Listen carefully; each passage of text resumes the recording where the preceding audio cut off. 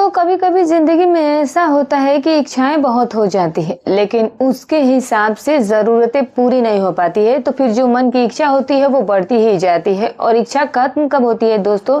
जब अपनी जरूरत के हिसाब से लोगों को चीजें मिल जाए। और दोस्तों ऐसा ही कुछ हुआ एक महिला के साथ। 32 साल की जिसकी उम्र थी।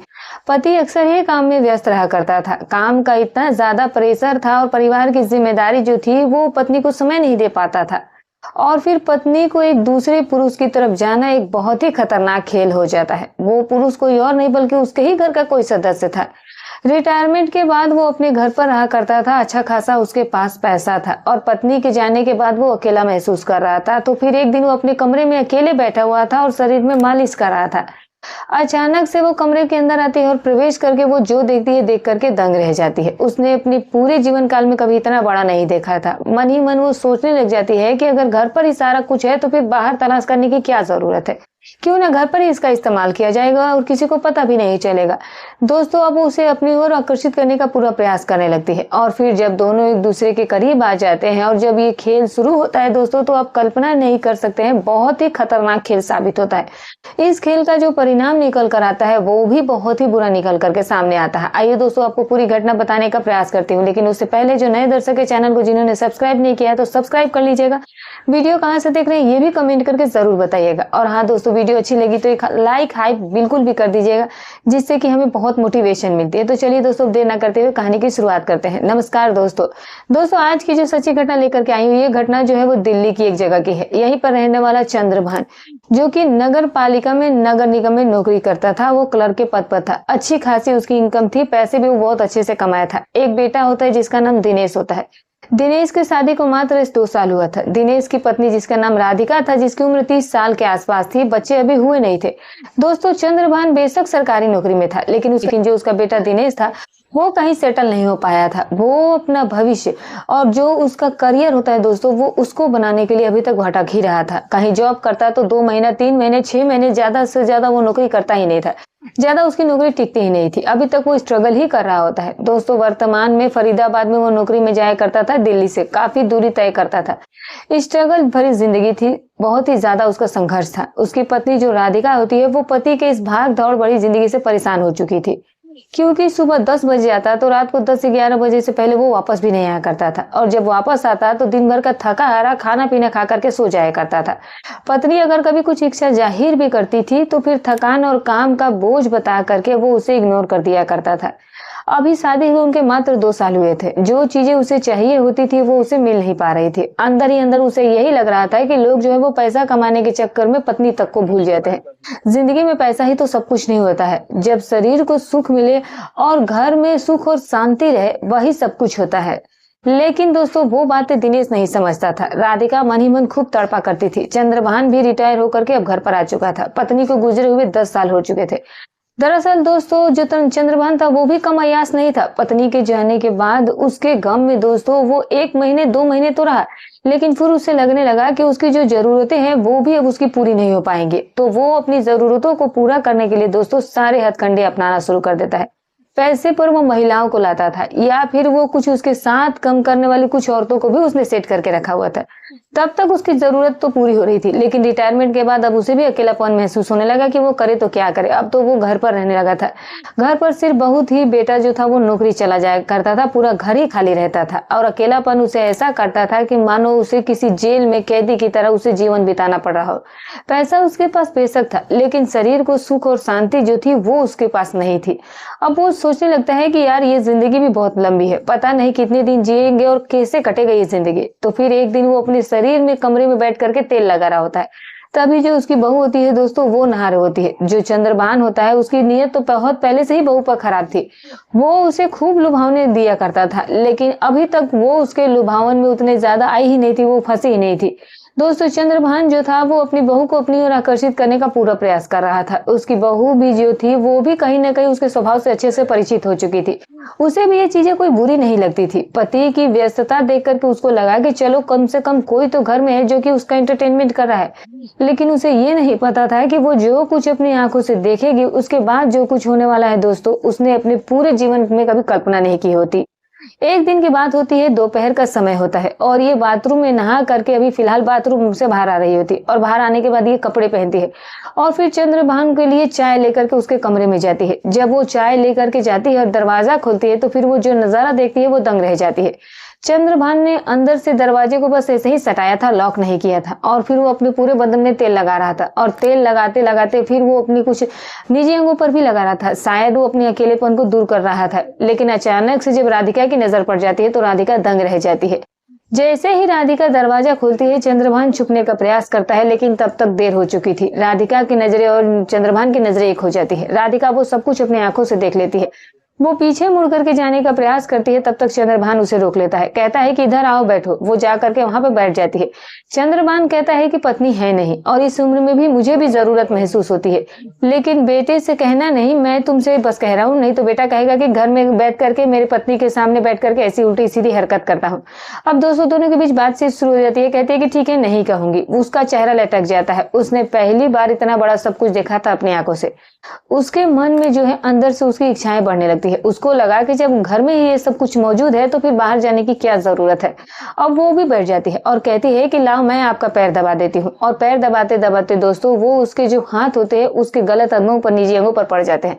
अब वो उसको पूरी तरीके से जो है आगे करने शुरू कर देती है। ये देख करके जो चंद्रभान होता है वो पूरी तरीके से बेचैन हो जाता है। चंद्रभान समझ जाता है कि कहीं ना कहीं इसे भी किसी चीज की कमी महसूस हो रही है। चंद्रभान पूछने लगता है कि आप बेटे से तुम्हारी नहीं बनती है, तुम्हें कोई दिक्कत है क्या? तो फिर राधिका बताती है। ये सुनकर के चंद्रभान भी दंग रह जाता है। राधिका बताती है कि बेटा तुम्हारा सारा दिन पैसे कमाने के ही चक्कर में परेशान रहता है। उसको ये समझ में नहीं आता है कि मैं भी उसकी पत्नी हूँ। 8 दिन 10 दिन तो कभी कभी तो 15 दिन भी बीत जाता है, हम दोनों के बीच में कुछ भी नहीं होता है। ये सुनकर के चंद्रभान को लगा कि यार ये कैसा लड़का है।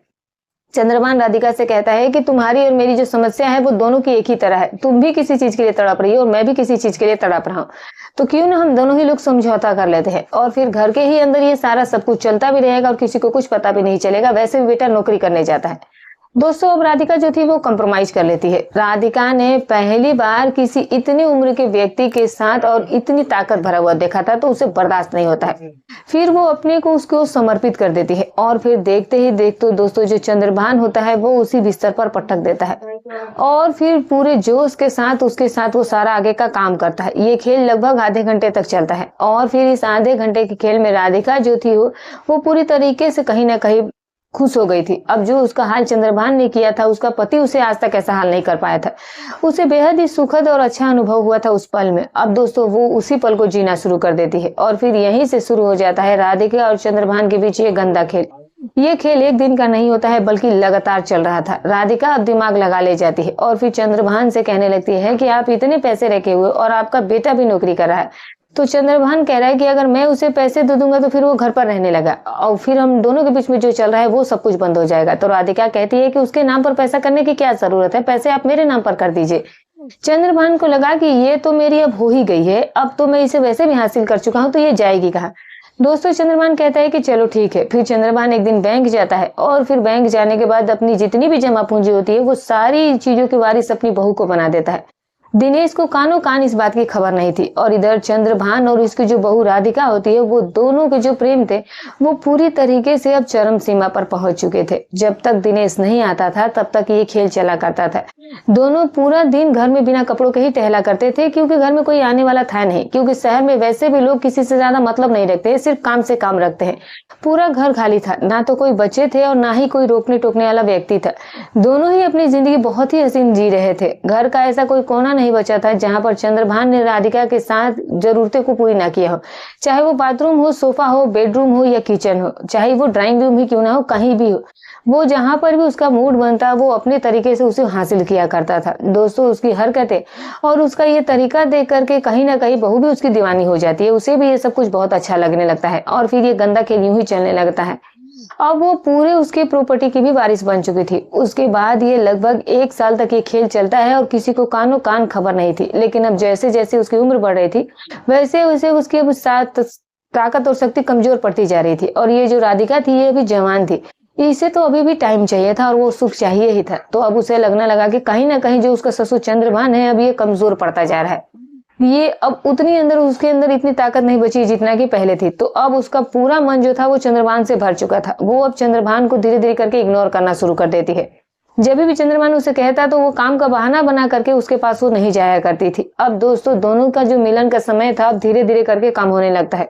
चंद्रभान को लगता है कि कहीं न कहीं भी ये मुझे इग्नोर कर रही है। चंद्रभान ने ये बात भी कहा है कि जब से मैंने सारी प्रॉपर्टी और पैसे का वारिस तुम्हें बनाया है, तब से मैं देख रहा हूँ कि तुम्हारा जो व्यवहार है वो काफ़ी बदल गया है और अब तुम मुझे उतना टाइम भी नहीं दे रही हो। तो राधिका कहने लगती है कि समय तो देती हूँ और कितना समय दूँ आपको? तो चंद्रभान कहता है कि मुझे पूरा टाइम चाहिए। मेरा बस चले तो रात में मैं बेटे को दूसरी जगह पर सुला दूँ और तुम्हारे साथ मैं बिस्तर पर रहूँ। ये सुनकर के राधिका कहती है कि आप चाहते हो कि घर में कलह मच जाए यानी कि और हम दोनों की ज़िंदगी भी बर्बाद हो जाए। दोस्तों चंद्रभान जो है वो कहता है कि जिंदगी तो वैसे भी तुम्हारी बर्बाद है। कौन? वो तो सिर्फ तुम्हारे नाम का ही पति, उसे तो कुछ होता ही नहीं है। वो तो काम के सिलसिले में हमेशा ही परेशान रहता है। रात को 12-12 1-1 बजे तक तो वो काम करता है। तो वैसे भी वो तुम्हारे लिए किसी काम का नहीं है, तो क्यों ना मैं ही तुम्हारी जरूरतों को पूरा करूं। और वैसे भी तुम्हारी सारी जरूरतें मैं पूरा कर रहा हूँ, खर्च से लेके हर चीज का।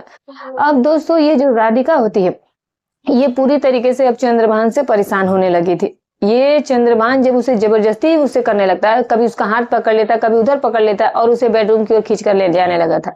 ये चीजें अब कहीं न कहीं राधिका को बुरी लगने लगी थी। राधिका मन में सोच रही थी कि यार अब किसी तरीके से बस इससे छुटकारा पाना होगा। राधिका ने जब 1-2 बार उसे मना किया तो चंद्रभान ने उसे धमकी दी कि पैसे तुम्हारे नाम नहीं किया, बस तुम्हें वारिस बनाया है और मेरे जीते जी तुम्हें पैसे मिलने वाली भी नहीं है। ये बात राधिका के दिमाग में बैठ जाती है। राधिका को लगता है कि ये भी बहुत होशियार है। मैं तो सोचती थी कि पैसा तो इसने मेरे नाम किया है, लेकिन ये तो मुझे वारिस बना कर आया है, जीते जी तो मुझे मिलेगा नहीं, तो क्यों ना कोई रास्ता निकाला जाए। तो दोस्तों अब चंद्रभान की जो उम्र थी वो लगभग 61 साल उसकी उम्र हो चली थी और वो अभी जवान था, शरीर में भी उसकी उतनी पूरी ताकत भरी हुई थी और जब तक ताकत थी तब तक वो उसका मजा, उसका आनंद लेना चाहता था। वो पूरी तरह से अपनी लाइफ को एंजॉय करना चाहता था। लेकिन अब कहीं ना कहीं उस मामले में उसकी बहू जो थी वो अब उससे उबने लगी थी। अब बहू को नहीं चाहिए था कि वो अपने ससुर के साथ वो टाइम बिताए, वो सारी चीजें करे। खैर बहू ने अभी ये सोचा कि उसे कुछ ना कुछ तो करना ही पड़ेगा और जब तक अभी चंद्रभान में ताकत थी उसका मजा भी खूब राधिका ने लिया। अब जब वो कमजोर पड़ने लगा तो राधिका उसे छुटकारा पाने के लिए, निजात पाने की रास्ता खोजने लगी। उसे लगा कि अब ये किसी काम का नहीं है। अब जो उसकी जरूरतें थी वो भी पूरी नहीं हो रही थी चंद्रभान से।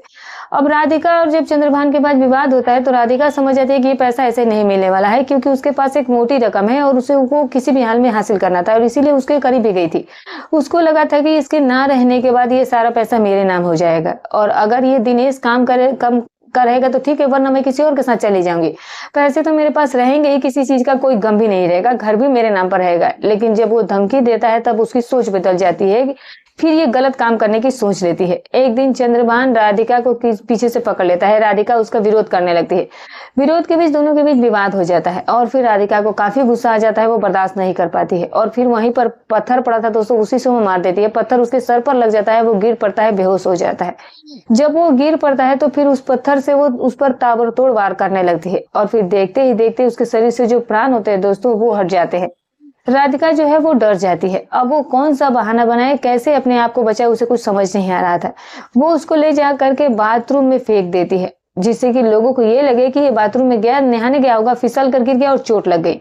दोस्तों जब उसका काम खत्म हो जाता है तो राधिका दिनेश को फोन करके जोर जोर से रोने लगती है कि बाबूजी बाथरूम में नहाने गए, गिर गए, चोट लग गए और उनके शरीर से प्राण निकल गए। ये सुनकर के दोस्तों दिनेश भी दंग रह जाता है, क्योंकि आज सुबह ही तो उसने सब कुछ ठीक ठाक ही देखा था। 2-3 घंटे में ऐसी कौन सी घटना घट गई थी। फिर वो अपनी कंपनी में तुरंत छुट्टी लेकर के घर आता है। घर में आकर देखता है तो उसके जो पिता है वो बाथरूम में ही पड़े थे, शरीर से जो है उनका जो रिसाव था जो वो भी चालू था। दोस्तों वो नब्ज वगैरह टटोलता है लेकिन उसे कुछ समझ नहीं आता है, तो फिर वो एम्बुलेंस बुला करके सीधे उन्हें हॉस्पिटल ले जाता है और जब हॉस्पिटल ले जाता है तो डॉक्टर उसे मृत घोषित कर देते हैं। वो समझ नहीं पा रहा था कि असल में सच्चाई क्या है। उसे लगा कि ये कहीं ना कहीं कांड से हो गया, गिर गए, चोट लग गई। और फिर उसके बाद दोस्तों 1 हफ्ते का समय बीत जाता है। चंद्रभान का जो क्रियाक्रम होता है वो सब किसी तरीके से होता है और ये सब कुछ होने के बाद राधिका जो है वो सबसे पहले बैंक जाती है और फिर बैंक जाने के बाद जो भी पैसे चंद्रभान के होते हैं वो अपने नाम करवाते हैं। वो सारी चीजें अपनी प्रॉपर्टी अपने नाम पर ले लेती है और फिर वो करवाने के बाद घर आती है और फिर दिनेश और साथ में वो रहने लगती है। दिनेश अपने बाप के गम में था, क्योंकि उसका बाप पेंशन भी प्राप्त करता था, जिससे उसका घर का खर्च चलता था। जो पैसे जमा करके रखा था वो तो केवल दिनेश के लिए रखा था, लेकिन उसके बीच में उसकी पत्नी राधिका ने कैसे ये पैसे हड़प लिए, उसको इस बात का कोई खबर नहीं था। एक दिन दोस्तों दिनेश अपनी पत्नी से कहता है कि बैंक जाओ और पिताजी ने पैसे फिक्स किए, वहां पर मृतक प्रमाण पत्र लगाकर जाकर पैसे अपने नाम पर ट्रांसफर करवा लेते हैं। तो राधिका कहती है कि बैंक जाने की क्या जरूरत है, वो तो अपने आप ही हो जाएगा। तो दिनेश कहता है कि वो अपने आप नहीं होता, जाकर करवाना होगा। वो उसे रोक रही होती है, दिनेश नहीं मानता है। वो मृतक प्रमाण पत्र लेता है और बैंक की तरफ चला जाता है। और जब बैंक में जाता है तो पता चलता है कि पैसा तो राधिका के नाम पर बहुत पहले ही ट्रांसफर हो चुका है। वो सारे पैसे की मालकिन राधिका है। ये इतना सुनते ही दिनेश समझ नहीं पाता है, तो वो राधिका को फोन करता है और कहता है कि पैसा तो तुम्हारे नाम पर ट्रांसफर हो गया, ये सब कैसे हुआ। तो वो कहती है कि मुझे क्या पता, हो सकता है कि बाबूजी ने मुझे ही वारिस बनाया हो। तो वो कहते हैं कि बेशक तुम्हें वारिस बनाया होगा, लेकिन बिना मृतक प्रमाण पत्र लगाए किसी के नाम पर तो पैसा ट्रांसफर ही नहीं हो सकता है, क्योंकि इसमें बहुत सारे प्रोसेस होते हैं और तुमने ये प्रोसेस पूरी कब की। वो अपने आप को फंसती देख करके दोस्तों कहती है कि मुझे ये सब कुछ नहीं मालूम। वो उसके ही ऊपर गुस्सा होने लगती है। उसका गुस्सा देख करके कहीं ना कहीं दिनेश समझ जाता है कि मामला कुछ ना कुछ गड़बड़ जरूर है। अब वो घर आता है और फिर घर आने के बाद राधिका से पूछताछ करने लगता है। राधिका कुछ बता नहीं पाती है। दिनेश उस पैसे को खंगाने में लग जाता है, फिर बैंक में जाता है और जब बैंक में पूछताछ करता है तो पता चलता है कि आज के लगभग 3-4 महीने पहले उसके पिताजी आए थे और पूरे पैसे का वारिस राधिका को बनाकर चले गए थे। दोस्तों अब वो तहसील जाता है, प्रॉपर्टी की जांच करता है, तो वहां पर भी वारिस जो है वो उसकी पत्नी ही निकलती है। वो समझ जाता है कि कहीं ना कहीं पत्नी और चंद्रभान के बीच, यानी कि उसके पिता के बीच कुछ ना कुछ मामला गड़बड़ था। घर आने के बाद वो राधिका से बहुत पूछने का प्रयास करता है, राधिका कुछ नहीं बताती है। उसका उल्टे उसके ही ऊपर गुस्सा होने लगती है। उसे ये समझने में देर नहीं लगती है। वो समझ जाता है कि पैसे और प्रॉपर्टी के लालच में इसने मेरे पिता के साथ कुछ ना कुछ तो गलत किया है। वो क्या कर सकती थी, अब उसके पास कोई रास्ता भी नहीं बचा था। अब वो कोर्ट जाता है, कोर्ट में केस फाइल करता है। वो भी कोर्ट में जा करके अपना एक आवेदन देती है उसके खिलाफ। अब दोस्तों उसको समझने में ये देर नहीं लगती है। वो समझ जाता है कि कहीं ना कहीं ये मामला पूरी तरीके से गड़बड़ था। जैसे ही वो अपना कोर्ट में एप्लीकेशन दिनेश डालता है तो फिर जो राधिका होती है वो उसे घर से बेदखल कर देती है। कहती है कि जो भी प्रॉपर्टी है, जो भी पैसा है वो मेरा है। जब अपने पिता के प्रॉपर्टी को पाना तब घर आना, वरना जाकर के अपनी कहीं व्यवस्था देखो। मैं तुम्हारे साथ अब नहीं रहना चाहती हूँ, तुम किसी काम के नहीं हो। दोस्तों जो विवाद होता है वो पूरी तरीके से हाईलाइट हो जाता है, बहुत ही चर्चा का विषय बन जाता है। एक पत्नी पैसे के लालच में अपने ससुर के साथ ऐसा कदम उठाई और पैसे भी ले लिए और फिर उसके साथ ऐसे उसके बेटे के साथ ऐसी घटना को भी अंजाम दे रही थी। दोस्तों बहुत सारी ऐसी महिलाएं हैं जो कि लालच में आकर के रिश्तों को शर्मसार करने में कोई कसर नहीं छोड़ती, जैसे कि राधिका ने किया। एक बार भी नहीं सोचा कि रिश्ते में वो उसके पिता के समान था और उसके साथ ऐसा सब कुछ करना कितना घटिया और कितना अपराध था। उसने इन सब चीजों को बिल्कुल भी नहीं सोचा देखा और फिर ऐसा कदम उठा करके इस तरह की घटना को अंजाम दिया। दोस्तों ये घटनाएं हमें सीख देती हैं कि आज के जमाने में किसी के ऊपर भरोसा करने लायक बिल्कुल नहीं है। कौन से व्यक्ति की नीयत और मानसिकता कब और कहाँ बदल जाए, ये कोई भी इस बात का अंदाजा नहीं लगा